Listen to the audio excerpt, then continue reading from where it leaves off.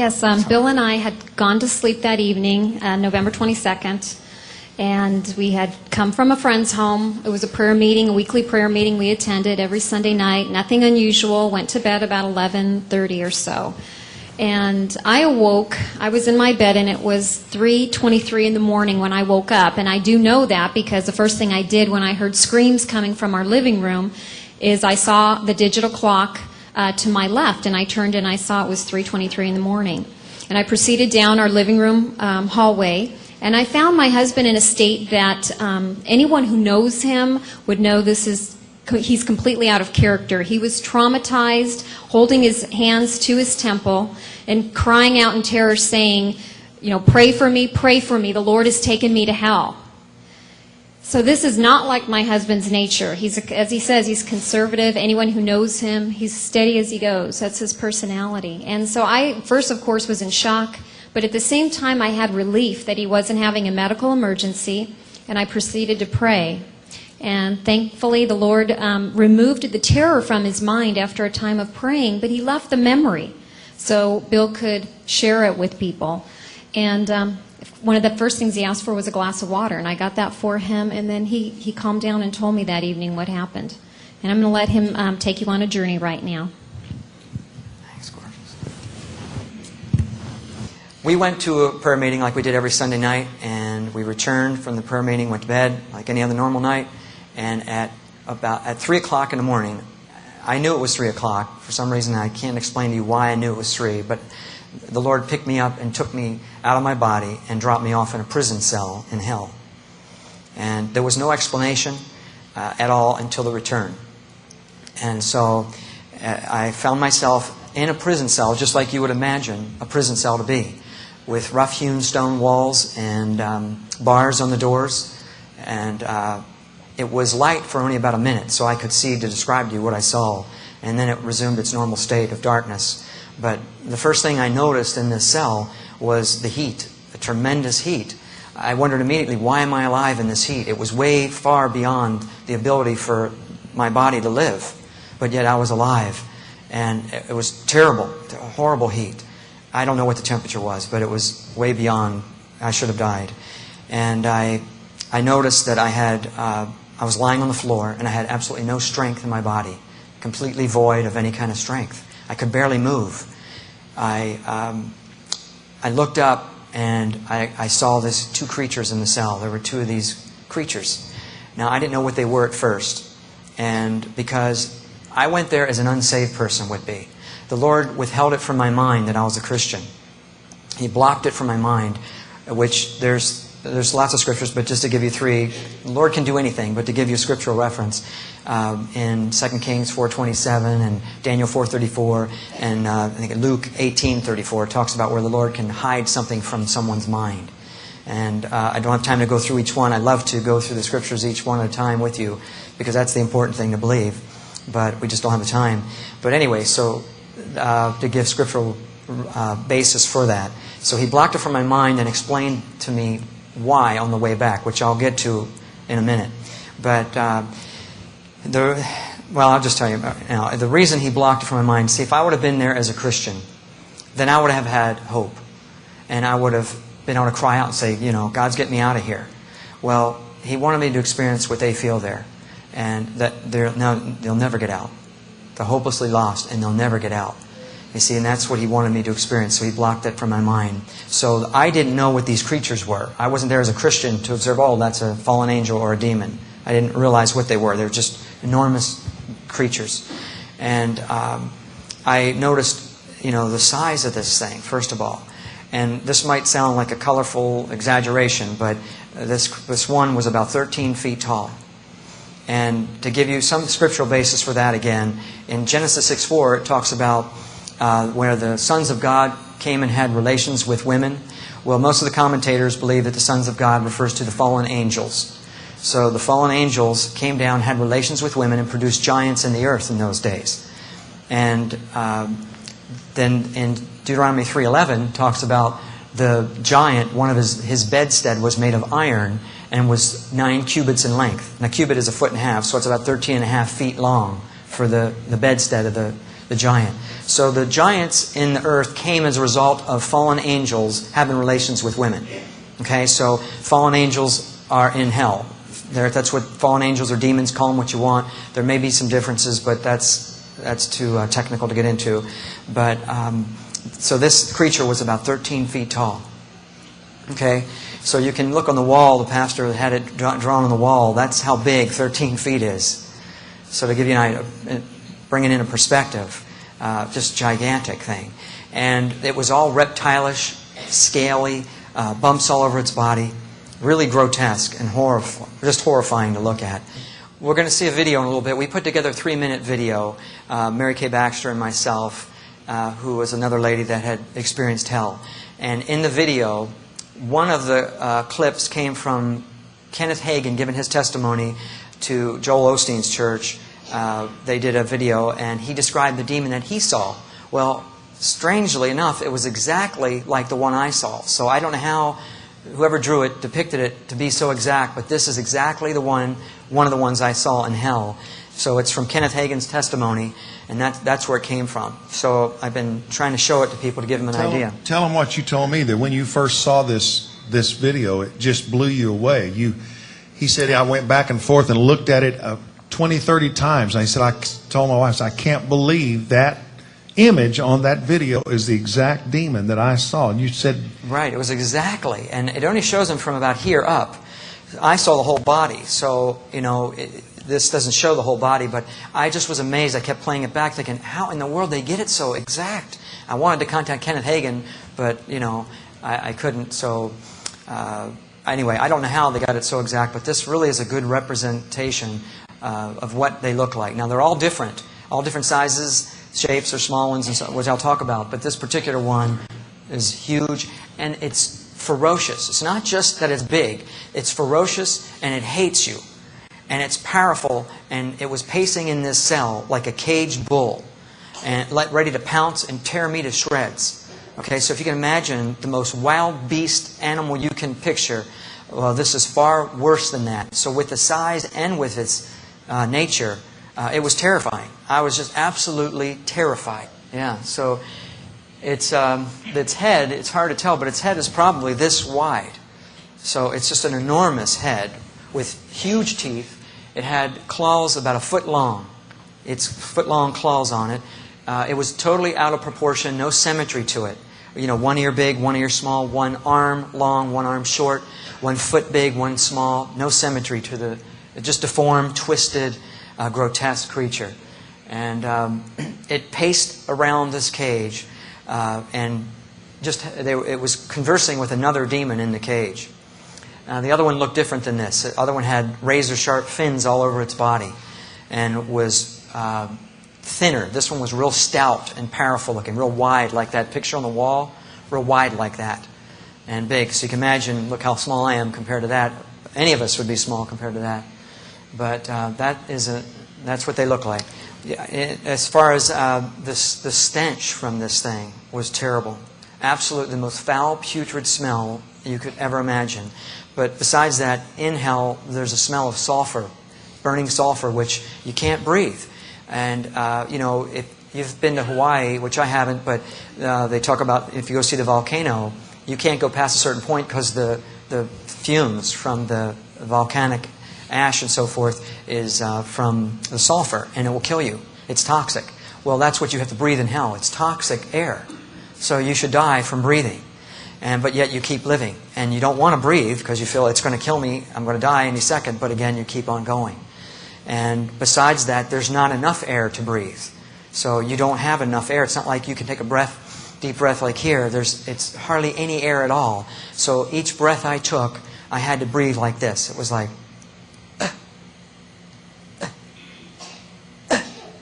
just like that. Barely could get any. So you're going to die any second from not enough air. But you keep going. So another one of these things you have to endure in hell. And you have to endure, like I said, the heat and the fear. Psalm 73:18 talks about you cast them down into destruction where they're utterly consumed with terrors. And you are consumed with terrors. Lying on the floor, being helpless, I had no strength in my body. But even if I did, I couldn't have fought off that thing anyway. but still you feel like you'd want to have some kind of strength, and you don't. You're void of all strength. And to give just a couple scriptures, I want to back up and give you a few scriptures because that's what's important to me. In Isaiah 24:22, it says, "They shall be gathered together as prisoners are gathered in the pit, and shall be shut up in the prison." So he's talking about prison cells. Proverbs 7:27 talks about going down to hell, to the chambers of death. And the word chamber means inner rooms. And the bars, Jonah 2:6 talks about the earth with her bars was about me forever. Yet thou hast brought up my life from corruption.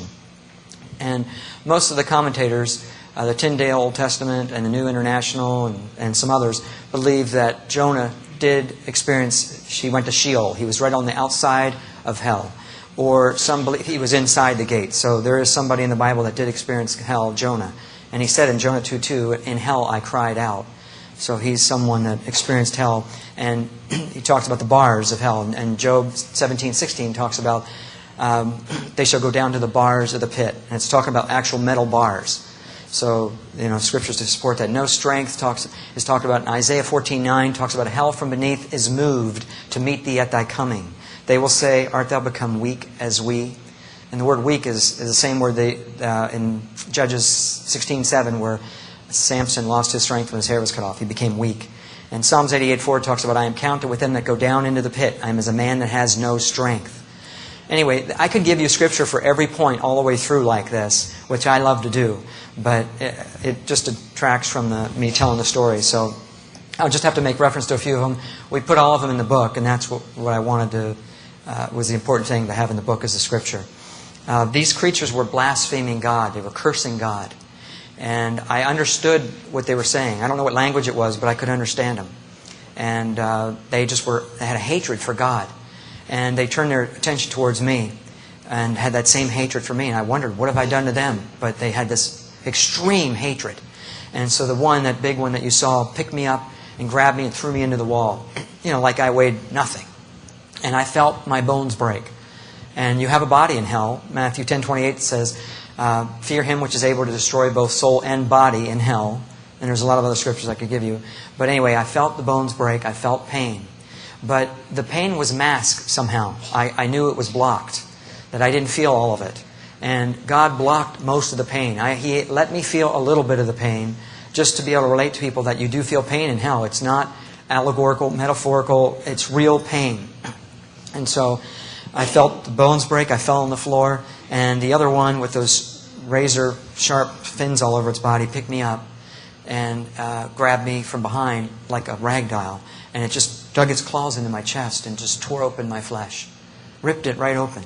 And I looked and I felt the pain again, and I noticed there was no blood or water. But, there's a lot of scriptures where there's no blood in hell and no water in hell. And I noticed that I was completely my body was destroyed. My wife and I like to work out, take care of ourselves, and eat right. And, it didn't matter now. Body was just absolutely destroyed. But I wondered, why wasn't I dead? What's wrong with me? How come I can't die? But you can't. You keep surviving. Each one of these things you survive. And I noticed that, the stench should have killed me. I couldn't believe how bad the smell was. I went to crawl out of the cell, and apparently they let me. About then it went dark. And so I believe the Lord's presence left, and it resumed its normal state. Because, without the Lord there, it would have been dark, totally dark, and I wouldn't have been able to see anything, so I couldn't describe it to you. So when I got out of the cell, it was absolutely pitch black, like a darkness which was beyond any darkness you could imagine. And I've been in some coal mines in Arizona and so forth, where it's way down deep dark. This was different than that. It was an evil presence about the darkness, an eeriness. Exodus 10:21 talks about a darkness which may be felt. You could feel the darkness, and it was evil. Again, enough to terrify you, and just the fear should kill you. But you keep living. I looked to the right, and I could see just a little bit, because there were flames shooting high in the sky that was about 10 miles away from me. I knew it was 10 miles away. I don't know how I knew, but again, there's certain things you know in hell. Your senses are keener. You have a little better understanding than you would here. And even Erwin Lutzer, one of the scholars of today who wrote a book, 1 Minute After You Die. He even said those in Sheol have heightened perceptions and a better understanding. And he's a scholar. I don't know how he determined that, but it's true, you do. So I knew that the flames were about 10 miles away, and it lit up the skyline just a little bit. Not like it would be here, because it was a mile across. This pit of fire was 1 mile across, so that's a lot of fire. It would light up the whole area if it was here on Earth. But down deep in the earth, the light did not travel. So I could just see barely, and it was all desolate, barren wasteland. Nothing. No greenery, not one green thing. Just rock, barren, desolate. There's scripture for all that. Isaiah 59:10 talks about we are in desolate places as dead men. And so one of these creatures grabbed me and dragged me back into the cell. And this one began to crush my head. And it just crushed my head flat. Now, how would I live with my head flattened? I don't know. I don't know if it resumed or what, but I felt my head get crushed. And again, I know the pain was masked. It was blocked. It would have been way worse than what I felt. But the Lord allowed me to feel some of it, to explain to people that there is pain. But anyway, there was 2 more that walked into the cell. I didn't see them because it was dark, but I just knew there were 2 more. And they each grabbed an arm and a leg, and were going to tear my legs and arms off. And I just thought, I can't take this. I can't take this. And right then, something grabbed me and pulled me out of the cell and placed me over next to that pit of fire that I saw. And so I was so glad to be rescued out of that pit. For a second, I had some peace. And it was the Lord, of course, that took me out of there, but I didn't know that then. So as I was placed over by the pit of fire, then I could see all the people. There were people inside the pit, screaming, people burning. And I could see the outlines of people, their skeleton form. It would just look like skeletons. I couldn't tell if there was any flesh on the people, just like skeleton forms. And they were all adult size in skeleton forms.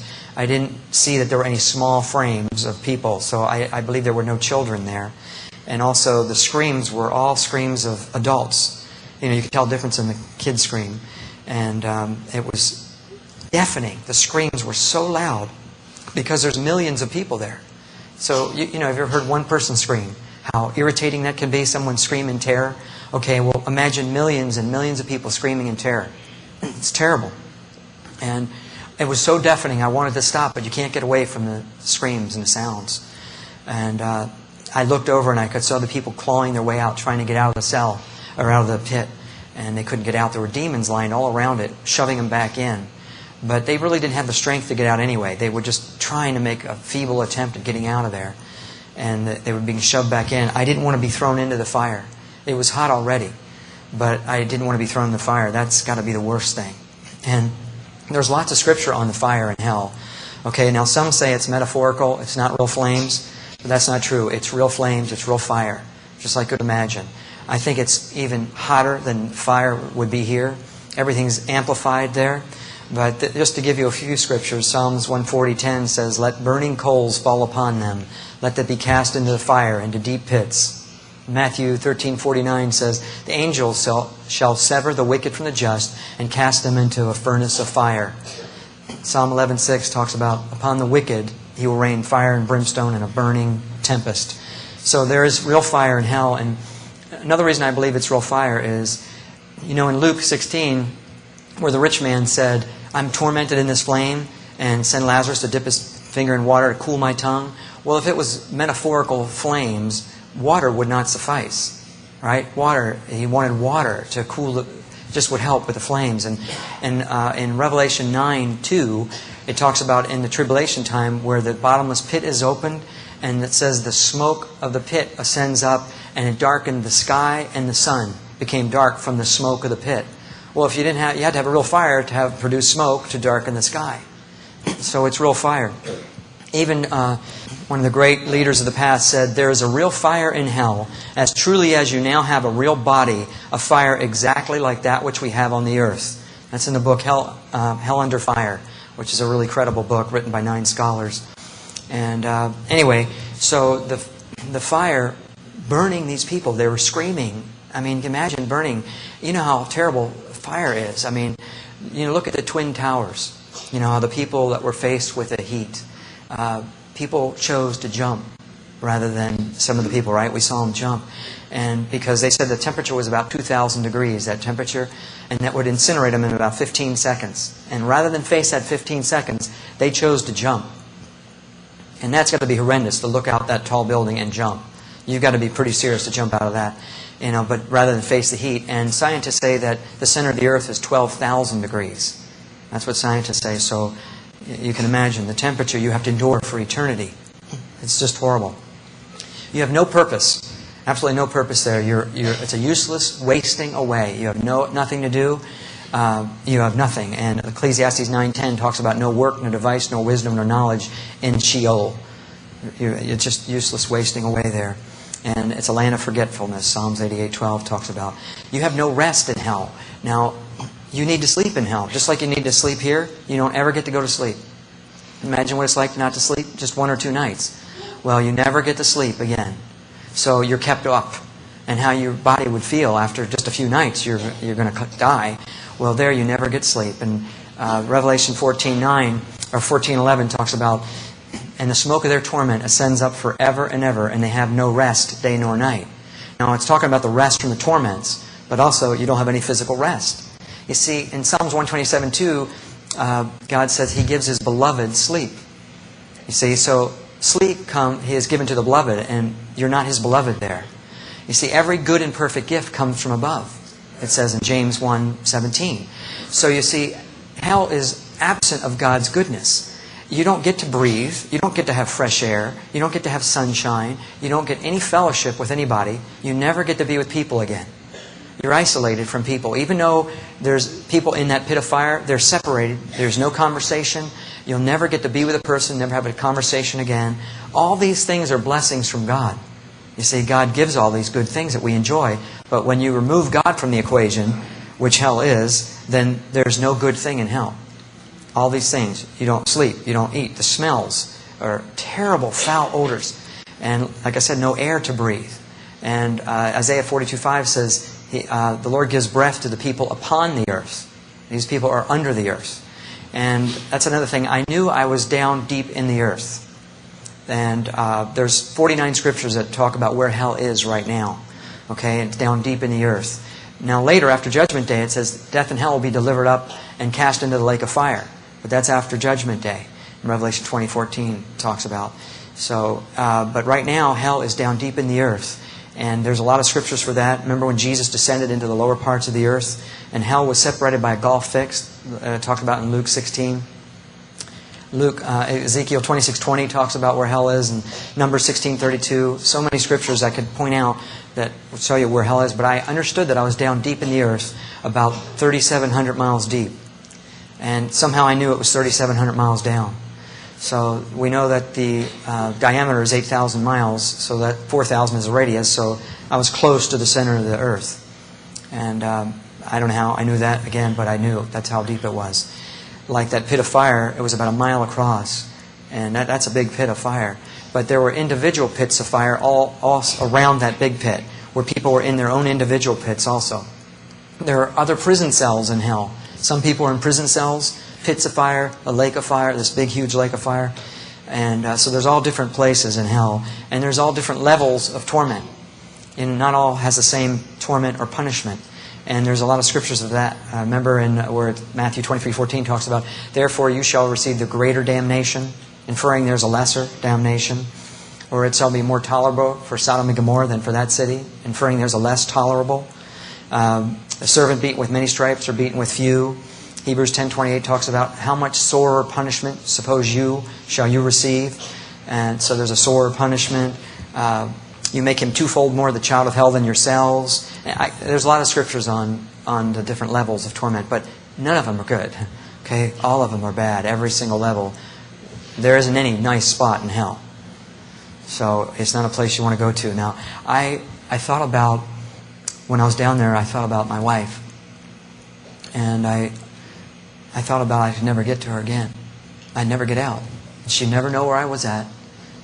She never could find me. I couldn't get out. And that thought to me was really tormenting. To live with that for eternity, that she would never know where I was and I would never get to her. she would never know what happened to me. That was horrifying to me. And I've always told my wife I'd get to her no matter what happens. If we're in an earthquake and we're separated that day, I'll proceeded to pray. And thankfully, the Lord removed the terror from his mind after a time of praying, but he left the memory so Bill could share it with people. And one of the first things he asked for was a glass of water, and I got that for him, and then he calmed down and told me that evening what happened. And I'm going to let him take you on a journey right now. Thanks, gorgeous. We went to a prayer meeting like we did every Sunday night, and we returned from the prayer meeting, went to bed like any other normal night, and at 3 o'clock in the morning, I knew it was 3 o'clock.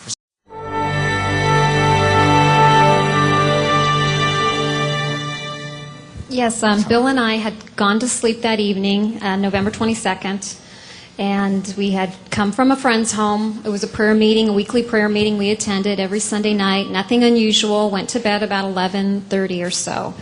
And I awoke. I was in my bed, and it was 3:23 in the morning when I woke up. And I do know that because the first thing I did when I heard screams coming from our living room is I saw the digital clock to my left, and I turned and I saw it was 3:23 in the morning. Heat. I wondered immediately, why am I alive in this heat? It was way far beyond the ability for my body to live, but yet I was alive. And it was terrible, horrible heat. I don't know what the temperature was, but it was way beyond, I should have died. And I noticed that I was lying on the floor, and I had absolutely no strength in my body, completely void of any kind of strength. I could barely move.